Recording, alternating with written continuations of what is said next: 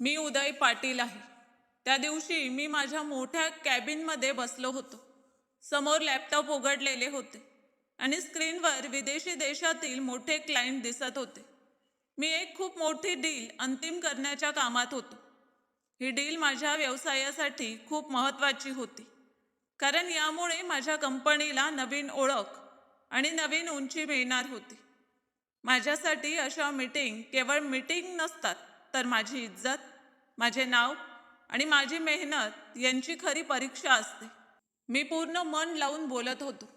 प्रत्येक शब्द विचारपूर्वक बोलत होतो, जेणेकरून समोर बसलेल्या लोकांना माझा आत्मविश्वास आणि क्षमता जाणवेल.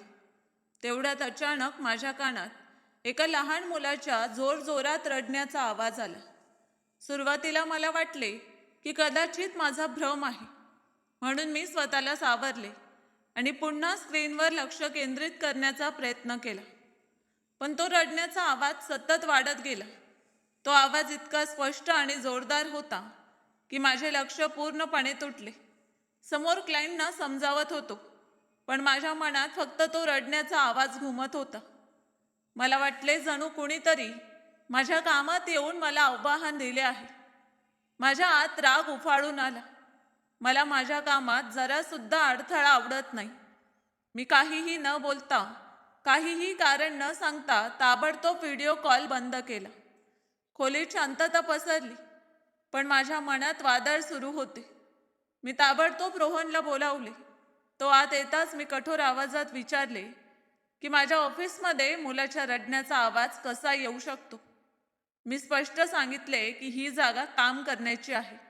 इथे नियम आणि नियमावली सर्वोच्च आहेत. इथे कोणत्याही प्रकारचा निष्काळजीपणा सहन केला जाणार नाही. रोहन घाबरला. त्याच्या चेहऱ्यावर भीती स्पष्ट दिसत होती. त्याने हळू आवाजात सांगितले की मिस प्रिया आज तिच्या 6 महिन्यांच्या मुलाला सोबत घेऊन आली आहे, कारण घरी त्याला सांभाळणारा कोणी नाही. हे ऐकून माझा राग आणखी वाढला. मी जोरदार आवाजात सांगितले की हे कोणते घर नाही, हे एक मोठे ऑफिस आहे, जिथे प्रत्येकाला नियम पाळावे लागतात. आज एक व्यक्ती आपली मजबुरी सांगून नियम तोडेल, तर उद्या प्रत्येकजण बहाणा करेल आणि मग इथे काम होणार नाही. मी ताबडतोब प्रियाला बोलवण्यास सांगितले.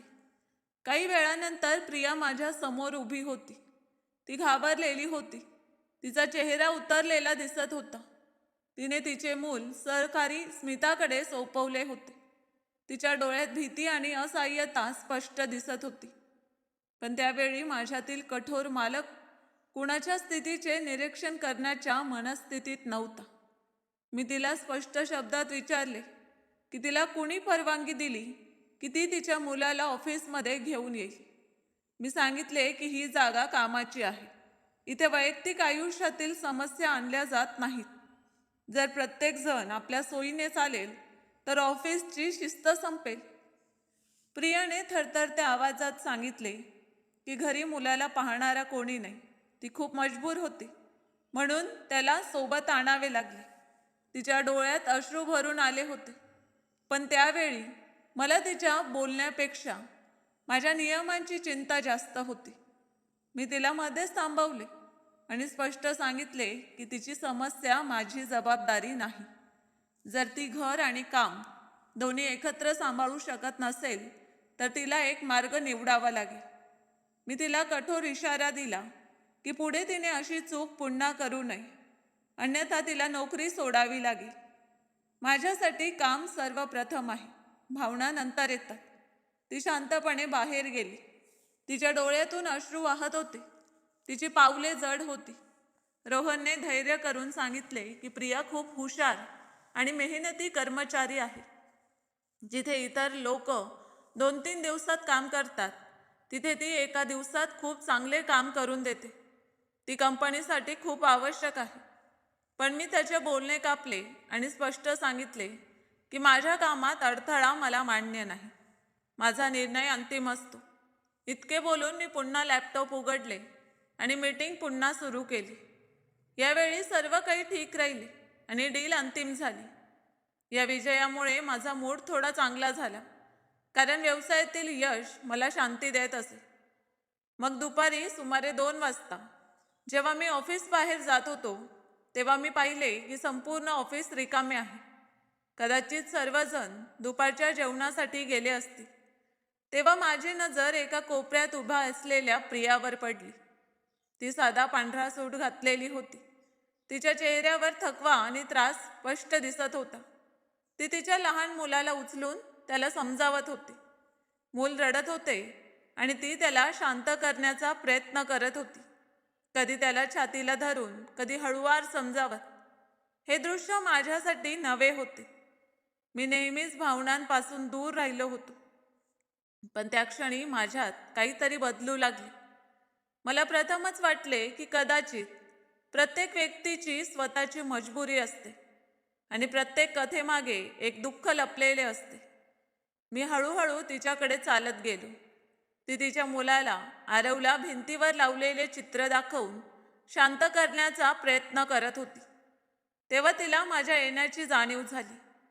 ती वळली आणि माझ्याकडे पाहू लागली. तिच्या डोळ्यात भीतीही होती आणि एक आशाही. त्या क्षणी मला वाटले जणू माझ्या दोन व्यक्ती उभे आहेत, एक कठोर मालक आणि एक सामान्य माणूस. मी स्वतःच समजत नव्हतो की आता माझ्या तोंडातून निघणारे शब्द रागाचे असतील की काही नव्या सुरुवातीचे पहिले मऊ बोलणे. जशी प्रिया माझ्या पावलांच्या आवाजाने जाणवून वळली आणि माझ्यासमोर उभी राहिली, तसाच तिच्या चेहऱ्याचा रंग एकदम बदलला. काही क्षणांपूर्वी ती तिच्या मुलाला शांत करण्याचा प्रयत्न करत होती, पण मला मागे उभे पाहून ती वाईट रीतीने घाबरली. तिचा चेहरा भीतीने लाल झाला, तिचे डोळे विस्फारले आणि तिचे हात खरेच थरथरू लागले. ती तिच्या मुलाला सांभाळत होती, पण तिच्या बोटांची थरकाप स्पष्ट दिसत होती. जणू तिला वाटत होते की पुढच्या क्षणी तिचे जग उद्ध्वस्त होऊ शकते. तिने खूप हळू आणि घाबरलेल्या आवाजात सांगितले की सर, मी उद्यापासून माझ्या मुलाला सोबत आणणार नाही.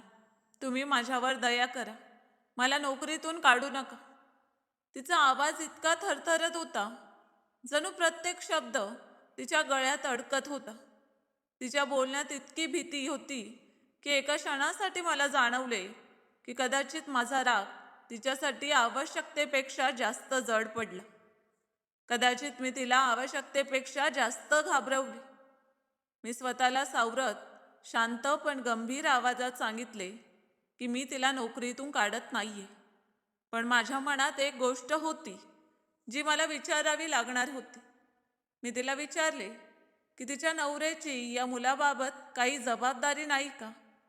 तो या परिस्थितीत तिची मदत करू शकत नाही का? माझी नजर तिच्या हातातील त्या लहान मुलावर स्थिर झाली. त्याचे गाल दुधासारखे पांढरे होते, डोळे मोठे आणि चमकदार होते. चेहरा इतका निरागस होता की त्याला पाहून मन आपोआप मऊ पडावे. ते खरेच खूप गोड मूल होते आणि नकळत त्याला पाहून माझ्या आत एक अनोळखी गोड भावना जागी झाली. प्रियाचा आवाज आता आणखी हळू झाला. तिने तिची नजर खाली घातली आणि सांगितले की तिचा नवरा आता या जगात नाही. हे ऐकून मी काही क्षण पूर्णपणे शांत राहिले. जणू कुणीतरी अचानक माझ्यातील सर्व आवाज बंद केले. मी हलक्या आश्चर्याने विचारले की ती काय बोलत आहे. तेव्हा तिने तुटक आवाजात सांगितले की तिच्या नवऱ्याचा मृत्यू झाला आहे आणि ती तिच्या भावाच्या आणि वहिनीच्या घरी राहते. तिने स्पष्ट सांगितले की हीच नोकरी तिच्या आणि तिच्या मुलाच्या आयुष्यातील शेवटचा आधार आहे. याच कमाईतून ती भाडे देते, औषध आणते आणि तिच्या मुलाचं संगोपन करते. बोलताना ती स्वतःला मजबूत दाखवण्याचा प्रयत्न करत होती, पण स्पष्ट दिसत होते की तिला तिच्या त्रासांना कुणासमोर उघडण्याची सवय नव्हती. आज ती मजबुरीने माझ्यासमोर सर्व काही सांगत होती, कारण जर तिने सत्य सांगितले नाही तर कदाचित मी काहीही विचार न करता तिला नोकरीतून काढले असते आणि तिच्या डोक्यावरची छत हिसकावून घेतल्या गेली असती. मी तिच्या चेहऱ्याकडे बारकाईने पाहिले. तिथे खोल थकवा होता, अनेक रात्रीच्या अपूर्ण झोपेचे चिन्ह होते. डोळ्यांखाली हलके काळे वर्तुळे होते आणि त्या चेहऱ्यावर एक अशी शांतता होती जी एकटी सहन करत होती. माझी नजर पुन्हा मुलावर गेली.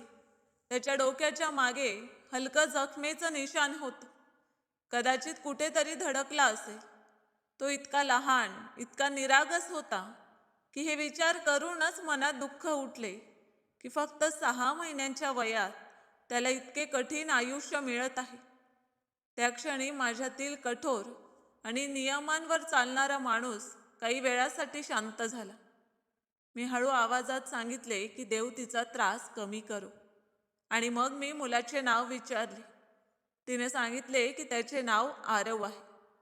हे नाव ऐकून माझ्या चेहऱ्यावर हलके हास्य आले. माहीत नाही का, हे नाव मला खूप शांत वाटले. पण मी माझ्या भावना जास्त दाखवल्या नाहीत आणि काहीही न बोलता तिथून पुढे निघून गेलो. मागे उभी असलेल्या प्रियाने कदाचित खोल सुटकेचा श्वास घेतला असेल, कारण ती खरेच माझ्यापासून घाबरलेली होती. तिला वाटत होते की मी त्याच वेळी तिला नोकरीतून काढून टाकेन. तिच्या मनात नक्कीच हे प्रश्न उमटले असतील की जर नोकरी गेली तर ती तिच्या लहान आरवला कुणाच्या आधाराने वाढवेल, कोण त्याची औषधं आणेल, कोण त्याच्या दुधाची व्यवस्था करेल. बाहेरून मी जितका कठोर दिसतो तितकाच आतून कुठेतरी रिकामा सुद्धा होतो. ही गोष्ट कदाचित मी स्वतःच आधी समजू शकलो नव्हतो. जेव्हा संध्याकाळी मी माझ्या मोठ्या आणि वैभवशाली घरात पोचलो तेव्हा तिथली शांतता मला टोचू लागली. प्रत्येक खोली सजलेली होती, प्रत्येक वस्तू जागेवर होती. महाग फर्निचर चमकत होते, भिंतीवर सुंदर चित्रे लटकवलेली होती. पण त्या संपूर्ण घरात कोणताही आवाज नव्हता, कोणतेही हास्य नव्हते, कोणी माझी वाट पाहत नव्हते. मी थकलेला माझ्या लॉनमध्ये ठेवलेल्या सोफ्यावर जाऊन बसलो. चारही बाजूंनी खोल शांतता पसरलेली होती. पण माहीत नाही का, त्या शांततेत मला पुन्हा त्याच मुलाचा रडण्याचा आवाज ऐकू येऊ लागला. जसा तो बाहेर नाही तर माझ्या आतच घुमत होता. त्या क्षणी प्रथमच मला स्पष्ट समजले की माझ्या घरातील शांतता आणि प्रियाच्या मजबुरीत किती मोठा फरक आहे. तिच्याकडे गोंधळ आहे, जबाबदाऱ्या आहेत, संघर्ष आहे, पण तिच्या आयुष्यात आपुलकीही आहे. आणि माझ्याकडे सर्व काही असूनही एक विचित्र रिकामेपणा आहे, जो प्रत्येक संध्याकाळी आणखी खोल होत जातो. घरात पोचताच दत्तू काका नेहमीप्रमाणे लवकर माझ्या जवळ आले. त्यांच्या चेहऱ्यावर तोच जुना साधेपणा आणि आपुलकी होती. त्यांनी विचारले की साहेबजी, जेवण वाढू का? त्यांच्या आवाजात वर्षानुवर्षांच्या सेवेचा आणि प्रेमाचा स्पष्ट झळकाट दिसत होता. मी थकलेल्या आवाजात सांगितले की तुम्ही जेवण वाढा, मी आधी हात तोंड धुवून येतो. पण सत्य हे होते की शरीरापेक्षा माझे मन जास्त थकलेले होते. मी काही वेळ लॉनमध्ये बसून राहिलो. हवेत हलकी थंडी होती, पण माझ्या आत एक विचित्र अस्वस्थता होती. माहीत नाही का, अचानक मी माझ्या आईचा नंबर डायल केला. जणू हृदयाला कोणाच्या तरी आपल्या आवाजाची गरज आहे. फोन उचलताच मी तिला विचारले की तिचा परत येण्याचा काय विचार आहे, ती घरी परत येणार की नाही. माझ्या आवाजात अनोळखीचा राग होता, कदाचित एकटेपणाची चीड होती जी मी स्वतःही समजू शकत नव्हतो. आईने हलकेच हसत सांगितले की ती काय करणार, मुले तिला येऊच देत नाही आणि मला थोडा संयम करण्यास सांगितलं. तिने प्रेमाने समजावले की 2-3 दिवसात परत येईल. तिच्या मऊ आवाजात आपुलकी होती, पण माझ्या आतली चीड कमी झाली नाही आणि मी चिडून फोन ठेवला. फोन ठेवल्यानंतर मला स्वतःवरच राग आला. मी जाणतो आई ही काय करणार. हे इतके मोठे घर, दिवसभर तिलाही रिकामे रिकामे वाटते. बाबांच्या जाण्यानंतर तिने स्वतःला सावरले खरे, पण आतून ती खूप एकटी झाली होती. जेव्हा जेव्हा संधी मिळते तेव्हा ती माझ्या मोठ्या भावाकडे राहुलकडे जाते. तिथे वहिनी आणि 3 मुलांच्या मध्ये तिचे मन लागते. मुलांच्या हसण्याने तिला जगण्याचे कारण मिळते. बाबांच्या निधनानंतर त्यांच्या वसतीनुसार आम्ही आमची मालमत्ता एकमेकात वाटून घेतली. आमच्यात कधीही कटुता आली नाही. राहुल दादाने दुसऱ्या शहरात राहणे निवडले. आणि मी दिल्लीत माझा व्यवसाय सांभाळला. आई माझ्यासोबत राहू लागली. पण सत्य हे आहे की मी तिला तो वेळ कधीच देऊ शकलो नाही ज्याची तिला गरज होती. मी सकाळी निघतो आणि उशिरा रात्री परत येतो. माझ्याकडे पैसा आहे, नाव आहे, पण आईसोबत बसण्यासाठी वेळ नाही. म्हणून ती वारंवार राहुल दादाकडे जाते. जेव्हा जेव्हा परत येते तेव्हा एकच गोष्ट सांगते की बेटा, आता लग्न कर. हे घर कधीपर्यंत असेच रिकामे राहणार? मी प्रत्येक वेळी स्पष्ट सांगतो की माझ्या आयुष्यात लग्नाची कोणतीही जागा नाही. मी हेच उत्तर वर्षानुवर्ष देत आलो आहे. पण एक दिवस ती खरेच रडली. तिने विचारले की शेवटी असे काय कारण आहे की मी लग्नाचे नावही घेत नाही? पुढच्या महिन्यात मी 30 वर्षांचा होणार आहे. तिचे ओले डोळे पाहून माझ्या हृदयातील लपलेले सत्य बाहेर आले. मी जड आवाजात सांगितले की तिची आशा कधीच पूर्ण होणार नाही. माझे मेडिकल रिपोर्ट ठीक नाही. मी कधी बाप होऊ शकत नाही. हे बोलताना माझ्या आवाजात ती कठोरता नव्हती जी नेहमी असते. मी तिला सांगितले की मी कोणत्या तरी मुलीचे आयुष्य फक्त माझ्या नावासाठी खराब करणार नाही. मी तिला तो आनंद देऊ शकणार नाही ज्याची ती हकदार असेल. माझे बोलणे ऐकून आई जणू तुटल्यासारखी झाली. तिच्या डोळ्यात आश्चर्य आणि खोल दुःख होते. तिने सांगितले की आवश्यक नाही, प्रत्येक रिपोर्ट अंतिम सत्य असते. पण मी जाणतो की हे सत्य मी अनेक वेळा ऐकले आहे आणि समजलेही आहे. त्या दिवसानंतर घरातील शांतता आणखी खोल झाली. आईच्या डोळ्यातील दुःख माझ्या निर्णयांपेक्षा जास्त जड होते. कदाचित मी याच विचारात हरवून लॉनच्या खुर्चीवर झुकलो होतो. तेव्हाच दत्तू काकांनी हळू आवाजात हाक मारली आणि सांगितले की जेवण लावले आहे. मला थोडी लाज वाटली की मी असेच हरवून बसलो होतो. मी खोलीत गेलो, कपडे बदलले आणि डायनिंग टेबलवर येऊन बसलो. नेहमीप्रमाणे जेवण खूप चविष्ट होते, पण त्या रात्री प्रत्येक घास बेस्वाद वाटला. मी शांतपणे जेवण करून माझ्या खोलीत गेलो आणि सवयीप्रमाणे लॅपटॉप उघडले. रोहनने प्रेझेंटेशन पाठवले होते. मी स्लाइड्स पाहत शेवटपर्यंत पोचलो तर तिथे नाव लिहिले होते प्रिया. तिचे नाव पाहताच माझ्यासमोर आणखी एक चेहरा आला. एक छोटंसं निरागस मूल ज्याचे काळे चमकणारे डोळे होते, गुलाबी गाल होते आणि लहानसे ओठ होते. मी हलकेच हसलो. ते खरेच खूप गोड मूल होते. पण त्या क्षणी हा विचारही आला की त्याच्या डोक्यावर बापाचा हात नाही. त्याच्या आईच त्याचा आधार आहे आणि ती आई दिवसभर किती कठीण परिस्थितीतून जाते हे मी आज पाहिले होते. तिचे विखुरलेले केस, अपूर्ण झोपेने भरलेले डोळे आणि चेहऱ्यावर लपलेला थकवा आता स्पष्ट आठवू लागला. जेव्हा मी तिला कॅबिनमध्ये बोलावले होते तेव्हा ती काही वेळ बाहेर उभी राहिली होती. कदाचित स्वतःला मजबूत करण्याचा प्रयत्न करत होती. तिच्या चेहऱ्यावर एकाच वेळी अनेक त्रास स्पष्ट लिहिले होते. मी लॅपटॉप बंद केले आणि पलंगावर पडलो. पण झोप येण्यापूर्वी तोच निरागस चेहरा वारंवार डोळ्यांसमोर येत राहिला. मी स्वतःला सांगितले की त्या चेहऱ्याला असेच दुर्लक्षित करता येणार नाही. इकडे प्रिया संध्याकाळी तिच्या घरी पोचली असेल. तिच्या लहान आरवला उचलून आत गेली. तिच्या वहिनीने नेहमीप्रमाणे तिला तिरक्या नजरांनी पाहिले. ती सर्व काही शांतपणे सहन करत होती, कारण तिचे आयुष्य आधीच इतके कठीण होते. ती भांडण करून तिच्या त्रासात आणखी वाढ करू इच्छित नव्हती. तिच्या पर्समध्ये काही मोजकेच पैसे असतील ज्यातून तिला आरवसाठी दूध आणि औषधं विकत घ्यायचे होते. ती प्रत्येक महिन्यात तिच्या भावाला आणि वहिनीला पैसे देत असे. तेव्हाच तिला घरात राहू दिले जात होते. अन्यथा तिचे राहणे आणखी कठीण केले गेले असते. आता मला समजले की ती त्या दिवशी इतकी घाबरलेली का होती. मी तिला कठोरपणे मनाई केली होती की तिने मुलाला ऑफिसमध्ये आणू नये, पण ती तिच्या मुलाला कुणाच्या भरवशावर सोडणार.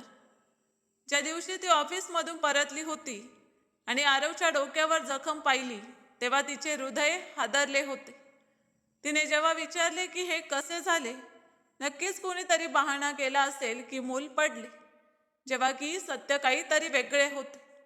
डॉक्टरने तिला स्पष्ट सांगितले की जखम पडण्याने नाही तर कुणाच्या तरी मारण्याने झाली आहे. मी विचार करू शकतो, ती पूर्ण रात्र तिच्या मुलाजवळ बसून रडत राहिली असेल. भीती आणि रागात तिने ठरवले की आता ती त्याला कोणाच्याही विश्वासावर सोडणार नाही. म्हणून दुसऱ्या दिवशी ती त्याला सोबत घेऊन ऑफिसमध्ये आली होती आणि मी माझ्या चिडचिडीत त्या दिवशी तिला सर्वांसमोर रागवले. आता विचार करतो तर वाटते की दुसऱ्या सकाळी तिने कदाचित शेजारील कोणाच्या तरी स्त्रीकडे आरवला सोडले असेल आणि स्वतः ऑफिसमध्ये आली असेल, हे जाणूनही की घरी परतल्यावर तिला पुन्हा टोमणे ऐकावे लागतील. मी छताकडे पाहत राहिलो आणि माझ्या मनात एकच प्रश्न घुमत राहिला की ती तिच्या त्या छोट्या आरवला शेवटी कुणाच्या भरवशावर सोडणार. आयुष्याने तिला चारही बाजूंनी घेरले आहे आणि मीही अनोळखीपणे तिच्या मार्गात एक आणखी कठोर भिंत बनून उभा राहिलो आहे. मी माझ्या कॅबिनमध्ये बसलो होतो, पण त्या दिवशी माहीत नाही का पूर्ण ऑफिसमध्ये एक विचित्र भीती पसरलेली होती, जणू हवाई थांबलेली आहे. नंतर मला कळले की प्रिया तिच्या जागेवर बसून लवकर लवकर क्लायंटची फाईल तयार करत होती. तिचे हात वेगाने चालत होते, पण मन कुठेतरी गुंतलेले होते. त्या अवस्थेत आणि भीतीत तिने फाईलमध्ये अनेक मोठ्या चुका केल्या, ज्या तिच्या सवयीच्या पूर्ण उलट होत्या. रोहनने जेव्हा फाईल पाहिली तेव्हा तो घाबरला, कारण त्यात अशा कमतरता होत्या ज्यांच्याबाबत माझ्या कॅबिनमध्ये येणे सोपे नव्हते. त्याने ताबडतोब प्रियाला विचारले की हे काय झाले आहे, ही तर खूप मोठी चूक आहे. प्रियाने थरथरत्या आवाजात माफी मागितली आणि सांगितले की ती ताबडतोब सर्व ठीक करेल, पण वेळ खूप कमी होता आणि मी फाईल मागवली होती. जेव्हा रोहन ती फाईल घेऊन माझ्या कॅबिनमध्ये आला आणि मी ती उघडून वाचण्यास सुरुवात केली तेव्हा माझे डोके खरेच गरम झाले. इतका मोठा निष्काळजीपणा मी सहन करू शकत नाही. माझ्यासाठी कामातील चूक केवळ चूक नसते, तर कंपनीच्या क्रेडिटवर आघात असते. मी रागात फाईल जमिनीवर फेकली आणि कठोर आवाजात विचारले की हे जाणीवपूर्वक केले आहे का? कंपनीला नुकसान पोहोचवण्याचा विचार आहे का? त्यावेळी माझा राग स्पष्ट दिसत होता. रोहनने लवकर सांगितले की ही फाईल प्रियाने तयार केली आहे आणि ती पुन्हा सर्व बरोबर करेल.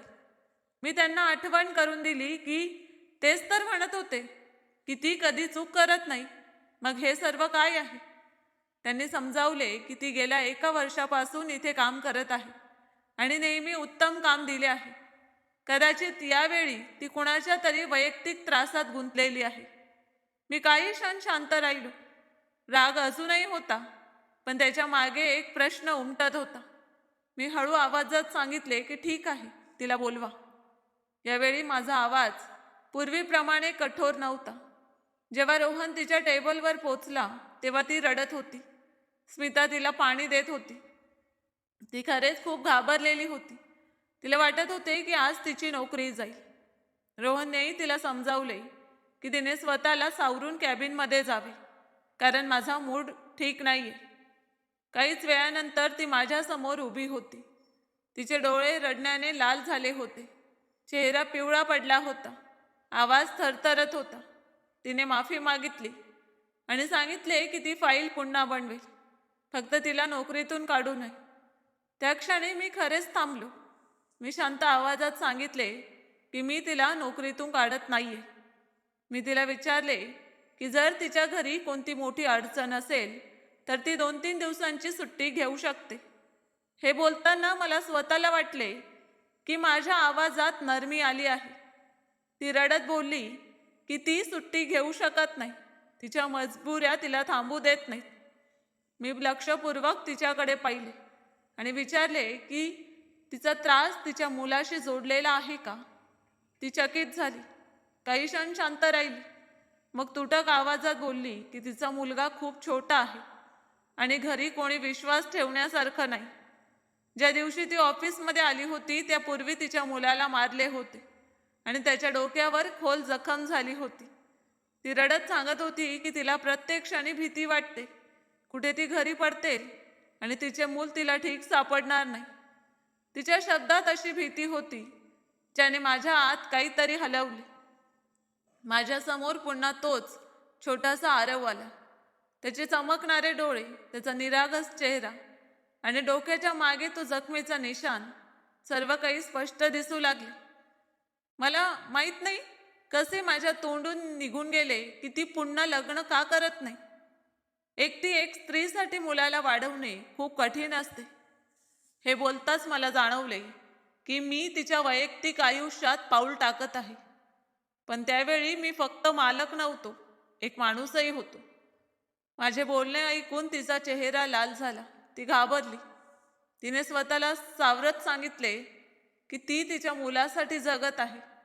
तिला वाटत नाही की या जगात असा कोणता माणूस असेल जो तिच्या मुलाला खऱ्या मनाने आपला करेल. तिने मजबूत आवाजात सांगितले की तिच्या मुलाचा खरा बाप या जगात नाही आणि त्याची जागा कोणी घेऊ शकत नाही. मी सरळ प्रश्न केला की जर कोणी फक्त तिच्या मुलासाठी तिच्याशी लग्न करू इच्छित असेल तर ती तयार असेल का?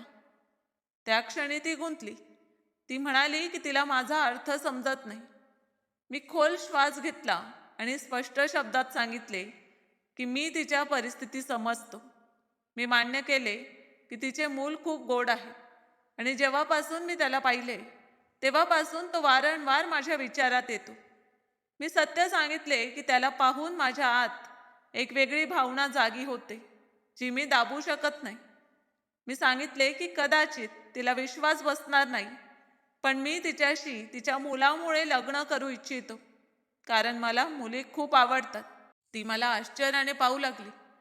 तिच्या डोळ्यात प्रश्न होते. मी शांत आवाजात सांगितले की तिला जे विचारायचे असेल ती ते विचारू शकते. ती म्हणाली की मी इतका श्रीमंत आणि चांगला दिसणारा आहे, माझ्याकडे सर्व काही आहे, तर मी कोणत्याही मुलीशी लग्न करू शकतो. मग मी गरीब आणि आधीच विधवा स्त्रीला का निवडू इच्छितो? लग्नानंतर तर माझी स्वतःची मुलेही होऊ शकतात. मी हलकेच हसलो, पण त्या हास्यात दुःख लपलेले होते. मी सांगितले की काश आयुष्य इतके सोपे असते. जर नशिबाने माझ्याशी गंमत केली नसती तर कदाचित आज मीही लग्न झालेला असतो आणि माझ्या मुलांचा बाप म्हणवला असतो. मी स्पष्ट सांगितले की एक सत्य आहे जे तिला जाणून घ्यायला हवे. ते सत्य हे आहे की मी कधी बाप होऊ शकत नाही. माझी मेडिकल रिपोर्ट हेच दर्शवते. हेच कारण आहे की मी कधी लग्नाबद्दल विचार केला नाही. मी कोणत्याही मुलीचे आयुष्य अपूर्ण करू इच्छित नव्हतो. मग मी तिच्या डोळ्यात पाहत सांगितले की जेव्हा मी तिच्या मुलाला पाहतो तेव्हा माझ्या हृदयात इच्छा होते की मी त्याला उचलून घेऊ, त्याला प्रेम देऊ, त्याच्या डोक्यावर हात ठेवू आणि त्याला तो आधार देऊ जो प्रत्येक मुलाला आवश्यक असतो. ही कोणतीही दया नाही, ही एक भावनेची जाणीव आहे. मी तिला वेळ घेण्यास सांगितले. घाईघाईने कोणताही निर्णय घेऊ नये. जर ती हो म्हणेल तर मी तिच्या मुलाला माझे नाव देईन, त्याला संरक्षण देईन, आदर देईन आणि त्याला कधीही हे जाणवू देणार नाही की त्याचा बाप त्याच्यासोबत नाही. माझ्या बोलण्यादरम्यान प्रिया खरेच थरथरत होती. तिच्यासमोर उभा मी फक्त तिचा बॉस नव्हतो, तर तो माणूस होतो ज्याने तिच्या आयुष्याला बदलण्याची ऑफर दिली होती आणि ती समजू शकत नव्हती की हे स्वप्न आहे की वास्तव.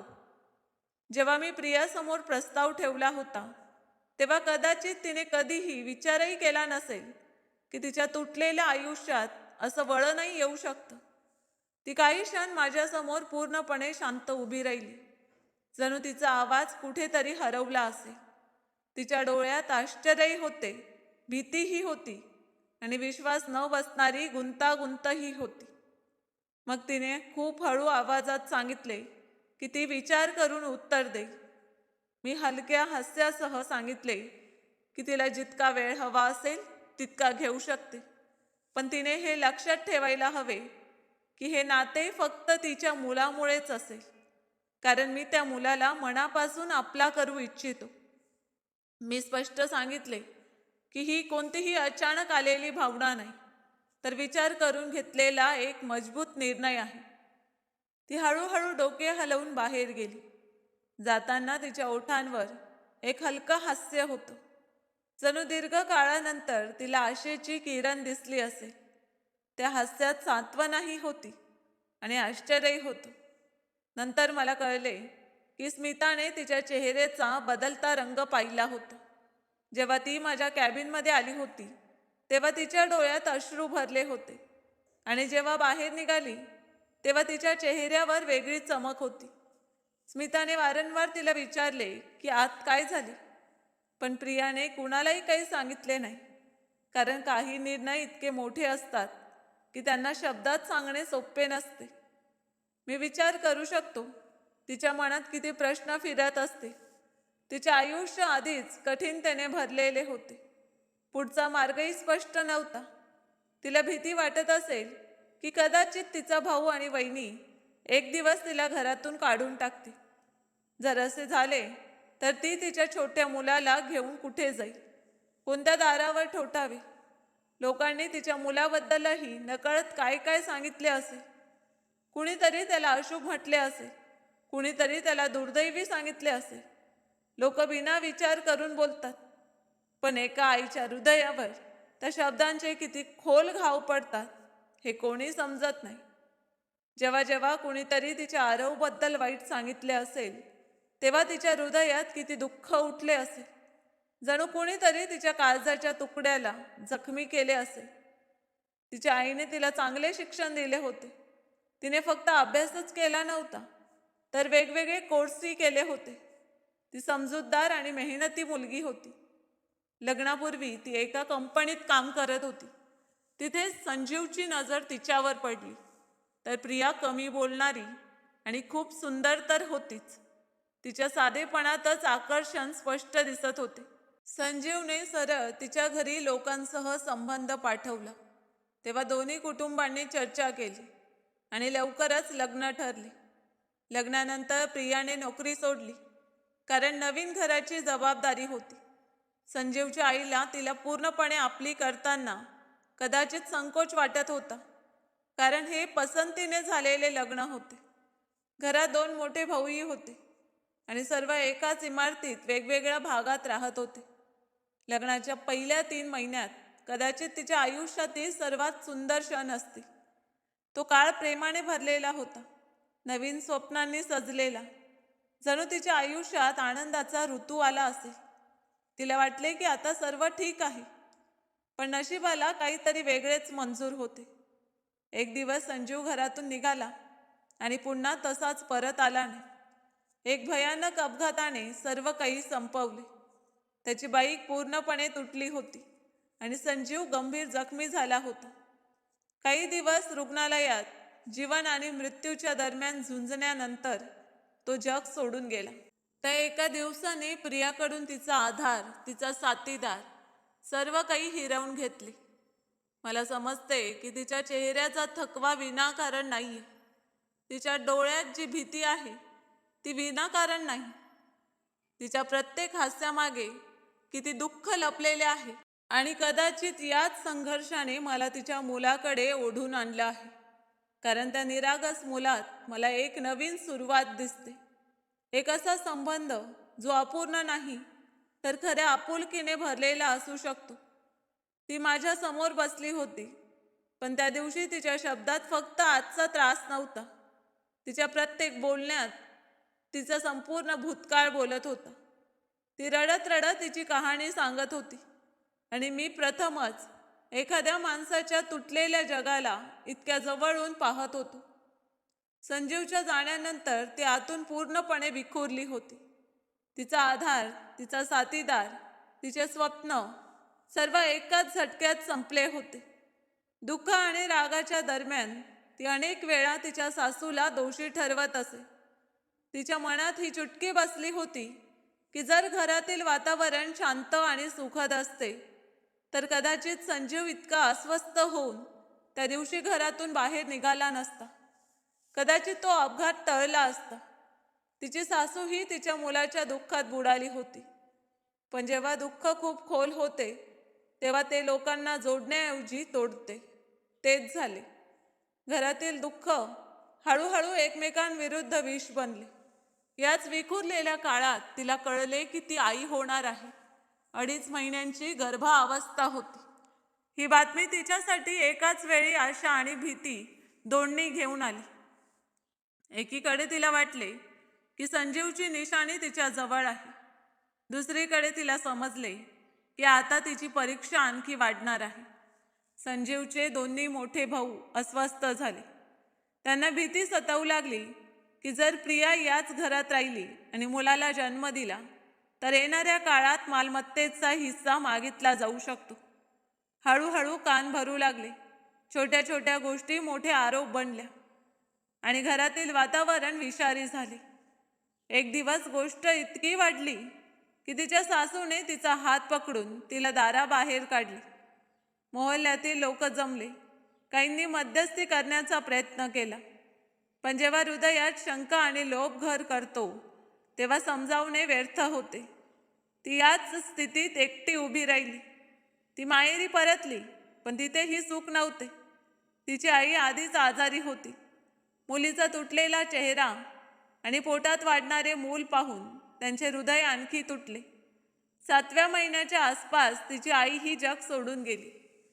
त्यावेळी प्रियाची स्थिती इतकी खराब झाली होती की कधी ती विनाकारण हसू लागायची, कधी अचानक जोरजोरात रडायची. दुःखाने तिचे मन हलवले होते. आईच्या जाण्यानंतर घरात तिचा आधार आणखी कमी झाला. तिची वहिनी उघडपणे टोमणे देऊ लागली. तिला ओझे म्हणवले जाऊ लागले. ती पोटातल्या मुलासह अपमान सहन करत राहिली. शेवटी एका सामान्य सरकारी रुग्णालयाच्या बेडवर तिने एक निरोगी आणि सुंदर मुलाला जन्म दिला.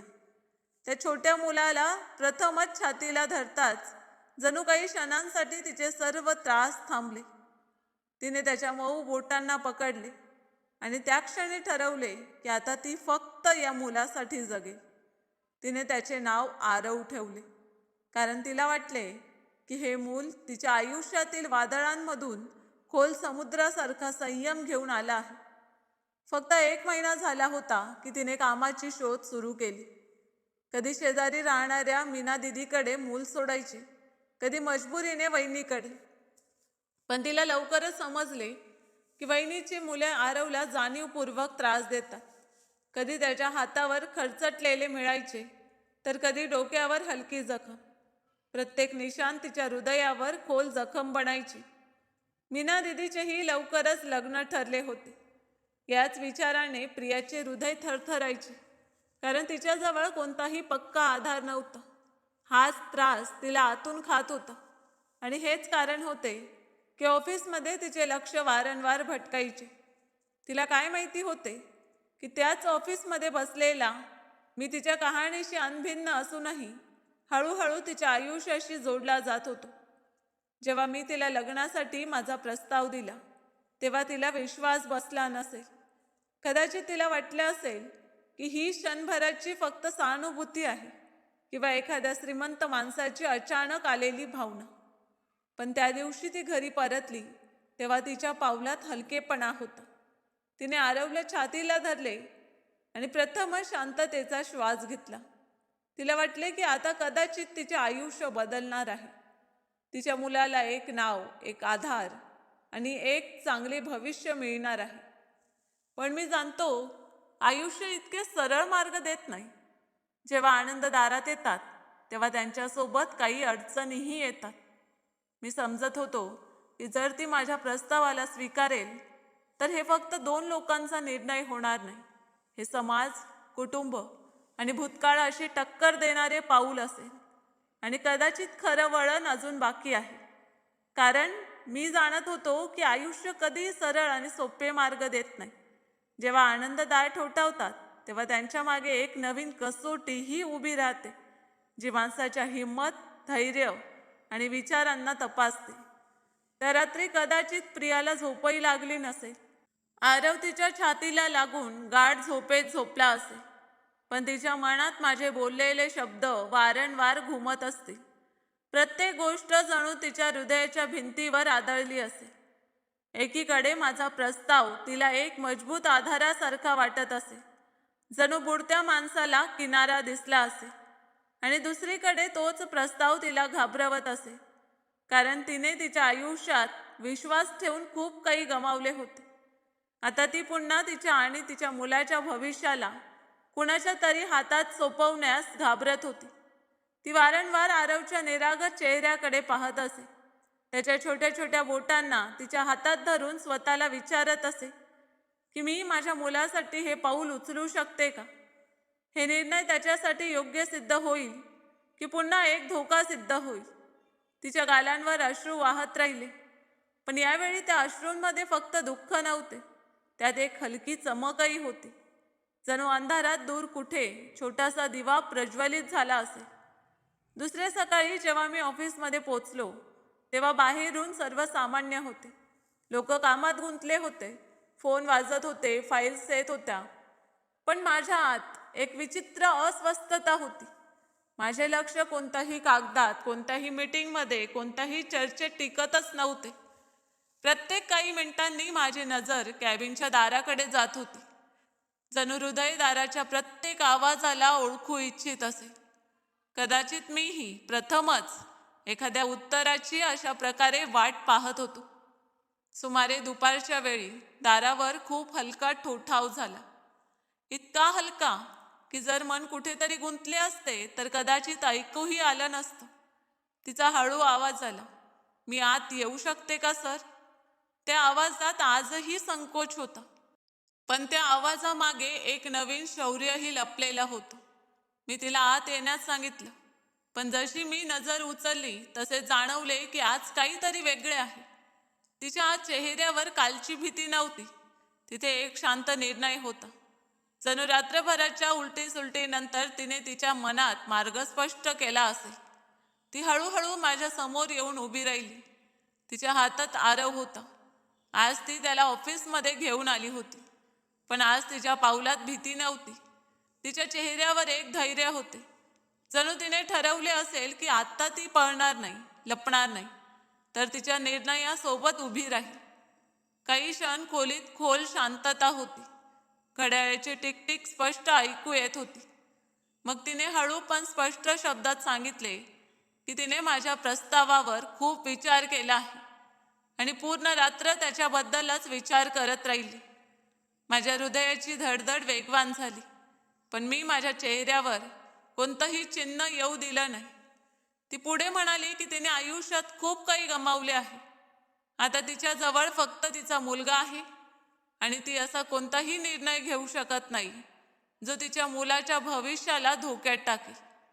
तिच्या डोळ्यात मी पाहिले, तिथे भीती नव्हती, तिथे एका आईची जबाबदारी होती, जी कोणत्याही परिस्थितीत तिच्या मुलासाठी चुकीचा मार्ग निवडणार नाही.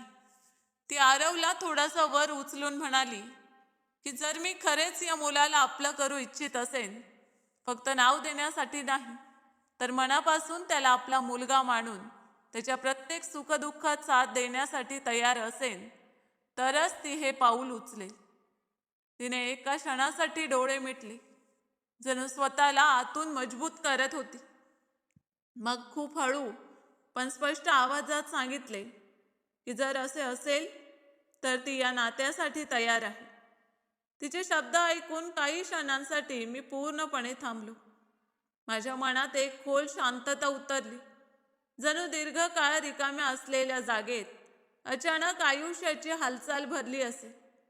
प्रथमच मला वाटले की माझ्या एकटेपणात आता कुटुंबाच्या सहवासाची चाहूल लागणार आहे. मी हळूहळू माझ्या खुर्चीवरून उठलो आणि तिच्याकडे वळलो. आरव माझ्याकडे पाहत होता, जणू तो शब्दांशिवायही खूप काही समजून घेत होता.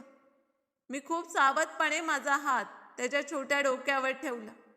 त्या लहान मुलाच्या स्पर्शाने माझ्या आत काहीतरी वितळले आणि अनोळखीपणे माझे डोळे हलके ओले झाले.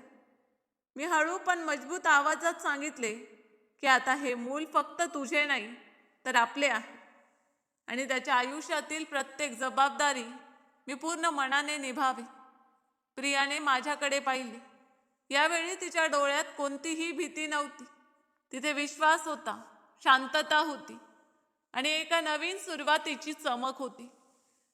पण कदाचित नशीब अजूनही आमच्या कहाणीला सोपे वळण देण्याच्या मनस्थितीत नव्हते, कारण त्या क्षणी माझ्या कॅबिनचे दार अचानक जोरदार आवाजासह उघडले आणि खोलीची हवा जणू एका झटक्यात बदलली. दार अचानक उघडले खरे, पण त्या क्षणी खोलीत असं कोणी आलं नाही. ज्याने प्रियाचे जुने जखम पुन्हा हिरवे केले असते. आत रोहन आला होता आणि त्याच्या चेहऱ्यावर हलकी भीती स्पष्ट दिसत होती. जणू एखादे महत्त्वाचे काम अचानक समोर आले असेल आणि ते तो टाळू शकत नव्हता. त्याने पटकन सांगितले की सर, एक खूप महत्त्वाचा क्लायंट आला आहे आणि तो आत्ताच मला भेटू इच्छितो. त्याच्या आवाजात घाईही होती आणि जबाबदारीची जाणीवही होती. मी त्याचं बोलणं ऐकलं, पण सत्य हे होते की त्यावेळी माझे मन कोणत्याही क्लायंट किंवा मीटिंगमध्ये अजिबात नव्हते. माझी संपूर्ण दुनिया त्यावेळी प्रिया आणि तिच्या छोट्या मुला आरवजवळच मर्यादित झाली होती. मी शांत आवाजात सांगितले की ठीक आहे, क्लायंटला मीटिंगच्या खोलीत बसवा, मी 5 मिनिटात येतो. रोहन बाहेर गेला आणि दार बंद होताच खोलीत पुन्हा शांतता पसरली. पण यावेळी ती शांतता जड नव्हती. त्यात एका नवीन सुरुवातीची हलकी मिठास होती. जणू एखाद्या दीर्घ अंधाऱ्या रात्रीनंतर सकाळची पहिली किरण चुपचाप आत आली असेल. मी प्रियाकडे पाहिलं आणि स्पष्ट शब्दात सांगितले की आज नंतर तिला या ऑफिसमध्ये कुणापासूनही घाबरण्याची गरज नाही. ही जागा तिच्यासाठी सुरक्षित आहे आणि नेहमी राहील. मग मी हळूहळू पुढे वळलो आणि प्रथमच माझे हात आरवच्या दिशेने पसरले, त्याला उचलून घेण्यासाठी. प्रिया एका क्षणासाठी थांबली, कारण प्रत्येक आईच्या हृदयात तिच्या मुलाबद्दल एक भीती असते. पण पुढच्या क्षणी तिने माझ्या डोळ्यात पाहिले आणि कदाचित तिला तिथे सत्य आणि आपुलकी दिसली. म्हणून तिने हळूहळू आरवला माझ्या दिशेने पुढे केलं. जसा तो माझ्या हातात आला, काही क्षणांसाठी तो पूर्णपणे माझ्याकडे पाहू लागला. तो खूप छोटा होता, त्याचे शरीर मऊ आणि हलके होते, पण त्याच्या या छोट्या वजनात मला एक खूप मोठी जबाबदारी जाणवली. असं वाटलं जणू मी फक्त एक मूल नाही, तर कुणाची तरी संपूर्ण दुनिया माझ्या बाहूत उचलली असेल. आरवने माझा शर्ट पकडला, त्याचे छोटे बोटं माझ्या बोटांमध्ये गुंतले आणि त्याच्या चेहऱ्यावर एक निरागस हास्य पसरले. त्या एका हास्याने माझ्या आतल्या रिकामपणाला जणू भरून टाकले. मला प्रथमच वाटले की माझ्या आयुष्यातही असं कोणी आहे ज्याला माझ्या अस्तित्वाने फरक पडेल. मी खूप हळूहळू सांगितले की मी लवकरच माझ्या घरी चर्चा करेन आणि मग या नात्याला पूर्ण आदराने एक नाव दे, जेणेकरून प्रिया आणि तिच्या मुलाला कधीही कुणासमोर डोके झुकवावे लागणार नाही. प्रिया मला पाहत राहिली. तिच्या डोळ्यात आता भीती नव्हती. त्या दिवसानंतर ऑफिसचे वातावरण हळूहळू बदलू लागले. मी पूर्वीप्रमाणे कठोर होतोच, पण आता माझी नजर फक्त काम आणि नफ्यावर राहत नव्हती. मी लोकांच्या परिस्थिती समजू लागलो. त्यांच्या चेहऱ्यामागे लपलेला थकवा आणि त्रास ओळखू लागलो. प्रिया पूर्वीपेक्षा जास्त लक्ष देऊन काम करू लागली, पण आता तिचे हात थरथरत नव्हते. तिच्या आवाजात पूर्वीची भीती नव्हती. अनेक वेळा मी पाहत असे की ती काम करताना तिच्या फोनमध्ये आरवचा फोटो पाहते आणि तिच्या चेहऱ्यावर एक हलकं पण खरं हास्य येतं. आणि सत्य हे आहे की आता मीही त्या हास्याची वाट पाहू लागलो होतो, कारण त्या हास्यात मला माझे येणारे भविष्य दिसायचे. संध्याकाळी जेव्हा मी माझ्या घरी पोचलो तेव्हा तेच मोठं घर होतं, त्या शांत भिंती, तीच सजलेली खोली. पण आज ते घर पूर्वीप्रमाणे रिकामे वाटत नव्हते, कारण आज तिथे एखाद्या छोट्या मुलाच्या हसण्याची कल्पना होती. मी त्याच वेळी आईला फोन केला. मी तिला विचारले की ती कधी येत आहे. तिने हसत सांगितले की आज मुलाने स्वतः फोन केला आहे, नक्कीच एखादी खास गोष्ट आहे. मी काही क्षण शांत राहिलो, कारण हा निर्णय माझ्या आयुष्यातील सर्वात मोठा निर्णय होता. मग मी हळूहळू सांगितले की मला तिच्याशी लग्नाबद्दल महत्त्वाची चर्चा करायची आहे. फोनच्या त्या बाजूला काही क्षणांसाठी शांतता पसरली. मग तिचा भरलेला आवाज आला की मी खरेच लग्नाबद्दल बोलत आहे का?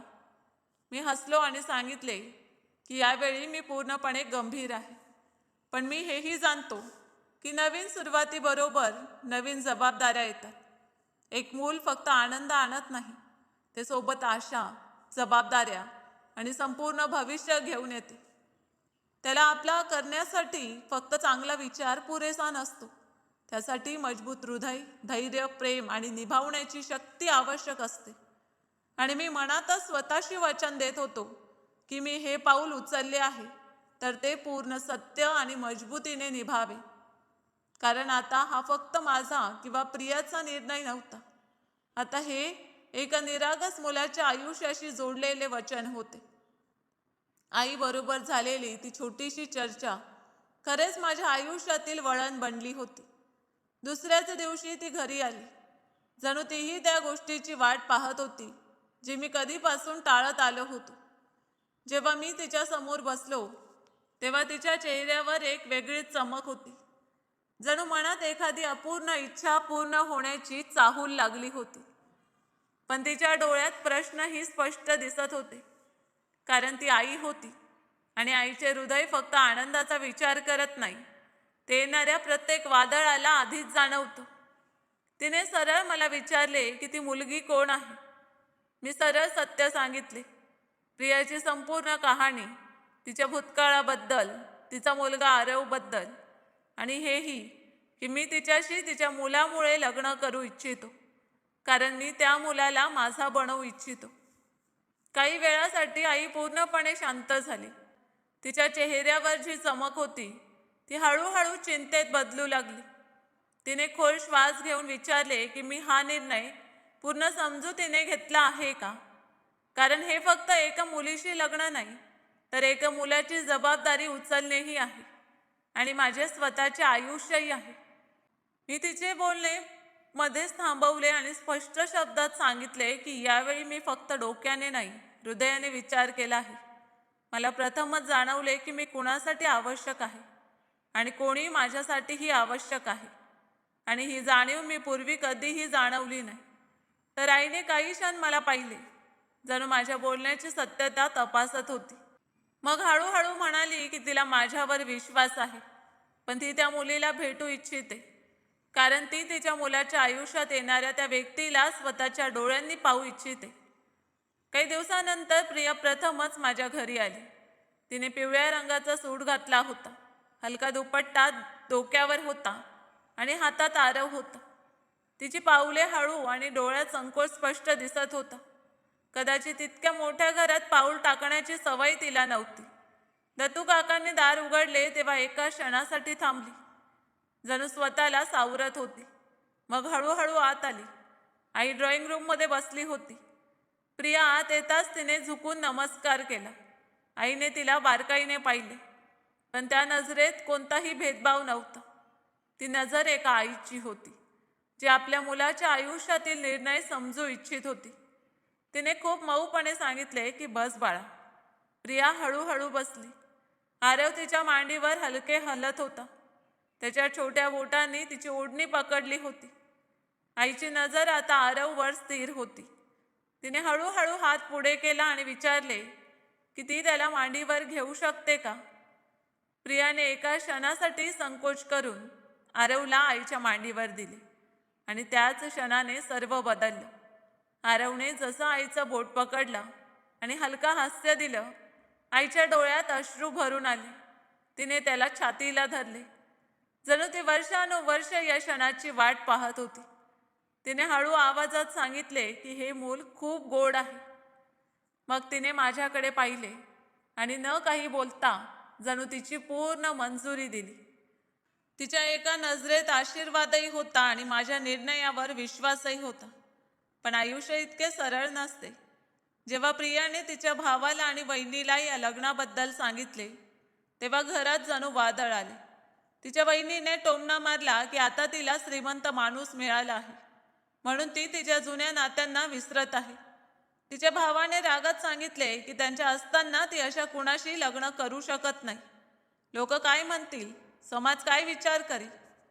प्रिया यावेळी शांत उभी राहिली खरी, पण तिच्या शांततेत कमजोरी नव्हती. तिने शांत पण पक्क्या आवाजात सांगितले की तिने खूप सहन केले. आता ती तिच्या मुलासाठी जगू इच्छिते आणि हा निर्णय तिने विचार करून घेतला आहे. वहिनीने पुन्हा टोमणा मारला की श्रीमंत लोक खेळ खेळतात आणि जर उद्या सोडले तर ती कुठे जाईल. तेव्हाच प्रियाने प्रथमच डोळे उचलून उत्तर दिले, की यावेळी ती भीतीने नाही, विश्वासाने पाऊल टाकत आहे. आणि जर आयुष्याने पुन्हा तिची परीक्षा घेतली तरीही ती तिच्या मुलासाठी उभी राहील. शेवटी साधेपणाने लग्नाचा दिवस ठरला. कोणताही मोठा सोहळा नाही, कोणताही दिखावा नाही, फक्त काही आपले लोक आणि एक खरे नाते. मंडप सजला होता. हलक्या फुलांचा सुगंध होता. मंत्र्यांचे हळू आवाज घुमत होते. प्रिया लाल साडीत आली. खूप साधी पण अत्यंत सुंदर दिसत होती. तिच्या चेहऱ्यावर हलकी भीती होती, पण डोळ्यात समाधानही होतं. मी प्रथमच तिला त्या नजरेने पाहिले. जणू आता ती फक्त एक जबाबदारी नाही, तर माझ्या आयुष्याचा हिस्सा होणार आहे. आरव छोट्या कुर्त्यात दत्तू काकांच्या मांडीवर होता आणि सर्वांच्या नजरा त्याच्यावरच जात होत्या. जेव्हा फेरे सुरू झाले तेव्हा माझी नजर वारंवार आरववर जात होती. जणू तो या नात्याचा सर्वात महत्त्वाचा हिस्सा आहे. आणि तेव्हाच तो रडू लागला. मी विचार न करता पावले थांबवली आणि त्याच्या दिशेने वळलो.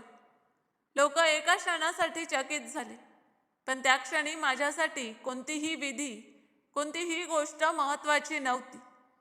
मी त्याला उचलले आणि हळूहळू छातीला चिटकवून धरले. पंडितजी हसून म्हणाले की नवरदेव तर आधीपासूनच बापाचं कर्तव्य निभावत आहे. सर्व हलका हसले. मी मनातच वचन दिले की आता हे मूल फक्त प्रियाचे नाही, माझेही आहे आणि मी त्याला कधीही कमी जाणवू देणार नाही. फेरे पूर्ण झाले. मी प्रियाच्या कपाळावर कुंकू लावले. तिच्या डोळ्यातून अश्रू वाहत होते, पण यावेळी ते अश्रू दुःखाचे नव्हते, तर शांततेचे आणि आनंदाचे होते.